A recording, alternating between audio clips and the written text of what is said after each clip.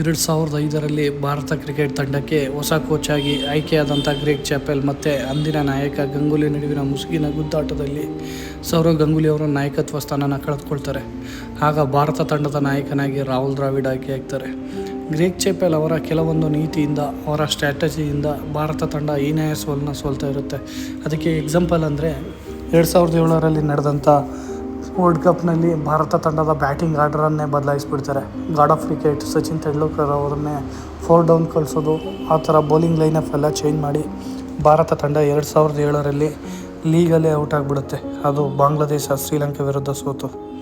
ಅದೇ ಥರ ಇತ್ತೀಚೆಗೆ ಟೆಸ್ಟ್ ತಂಡನೂ ಕೂಡ ಅದೇ ಥರ ಆಗ್ತಾಯಿದೆ. ಬ್ಯಾಟಿಂಗ್ ಆರ್ಡರ್, ಬೌಲಿಂಗ್ ಆಯ್ಕೆ ಎಲ್ಲ ಎಡವಟ್ಟಾಗ್ತಾಯಿದೆ. 12 ವರ್ಷಗಳ ನಂತರ ನ್ಯೂಜಿಲೆಂಡ್ ತಂಡ ನಮ್ಮ ನೆಲದಲ್ಲಿ 3-0ಯಲ್ಲಿ ಭಾರತ ತಂಡವನ್ನು ಕ್ಲೀನ್ ಸ್ವೀಪ್ ಮಾಡ್ತಾರೆ. ಜೊತೆಗೆ 12 ವರ್ಷಗಳಲ್ಲೇ ನ್ಯೂಜಿಲೆಂಡ್ನ ಅತ್ಯುತ್ತಮ ಪರ್ಫಾರ್ಮೆನ್ಸ್ ಇಂಡಿಯಾದಲ್ಲಿ ಇದಾಗಿರುತ್ತೆ. ನಿನ್ನೆ ನಡೆದಂಥ ಸೌತ್ ಆಫ್ರಿಕಾ ಟೆಸ್ಟ್ ಸೀರೀಸ್ ಕಥೆನೂ ಇದೆ. ಏಕೆಂದರೆ ಸೌತ್ ಆಫ್ರಿಕಾ 25 ವರ್ಷಗಳ ನಂತರ ಭಾರತದಲ್ಲಿ ಸರಣಿಯನ್ನು ಕ್ಲೀನ್ ಸ್ವೀಪ್ ಮಾಡಿ ಗೆಲ್ಲುತ್ತೆ.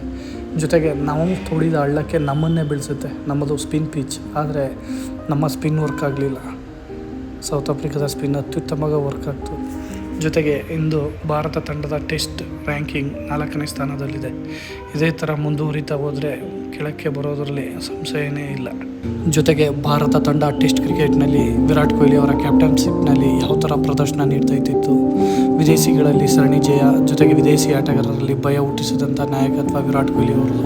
ಅವರು ನಾಯಕ ಸ್ಥಾನದಿಂದ ಇಳಿದಿದ್ದು, ಜೊತೆಗೆ ನಿವೃತ್ತಿ ಘೋಷಿಸಿದ್ದು ಕೆಲವೊಂದು ಅನುಮಾನಗಳಿಗೆ ಎಡೆ ಮಾಡಿಕೊಟ್ಟಿದೆ. ಜೊತೆಗೆ ರೋಹಿತ್ ಶರ್ಮಾ ಅವರ ದಿಢೀರ್ ಟೆಸ್ಟ್ ಕ್ರಿಕೆಟ್ನ ನಿವೃತ್ತಿ ಕೂಡ ಅನುಮಾನಗಳನ್ನು ಹುಟ್ಟಿಸುವಂತಿದೆ. ಅದರ ಮಧ್ಯೆ ನಮ್ಮ ತಂಡದ off spinner, greatest of spin bowler ಆದಂಥ ಆರ್ ಅಶ್ವಿನ್ ಕೂಡ ದಿಢೀರ್ನೇ ನಿವೃತ್ತಿ ನೀಡಿದ್ದು ಟೆಸ್ಟ್ ಕ್ರಿಕೆಟ್ನ ಅರ್ಧ ಪತನಕ್ಕೆ